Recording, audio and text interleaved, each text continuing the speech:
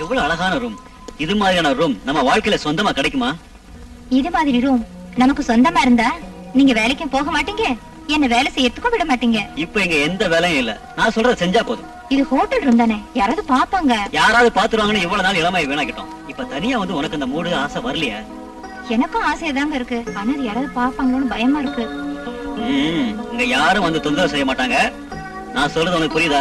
இப்போ நாம 2 பேரும் சேர்ந்து ஒன்னா குளிக்கிறோம். ஐயோ, என்னங்க நீங்க சொல்றீங்க? நீங்க போய் குளிச்சிட்டு வாங்க. ஏய், இந்த நாளை என்ன ஏமாத்துறதுக்காக ரொம்ப நாள் நடத்துற.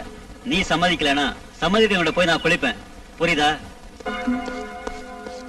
ஐயோ, வேண்டாம் வேண்டாம், உங்களோட ஆசையை நான் தீர்த்து வைக்கிறேன். இதுதான் ஒரு நல்ல மனைவிக்கு அழகு. சரி, எல்லாம் எடுத்துரு. ஐயோ, யாராவது பாப்பாங்க. இல்ல, இங்க யாரும் பார்க்க மாட்டாங்க. சரி, அப்படின்னா வேண்டாம், நானே எடுக்கிறேன்.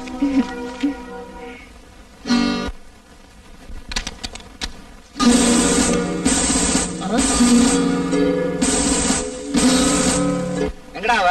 அவளா சார்? அவ பொண்டாட்டி சார். பொண்டாட்டியா? ராஸ்கல். ஐயோ புருஷன், நீங்க கல்யாணம் பண்ணிக்கிட்டீங்களா? உன் பேர் என்னடா? மஜித். இந்தியன் பேங்க்ல கேஷியரா இருக்கேன். கோயம்பேடுலாம் வீடு இருக்கு. உன் பேரு?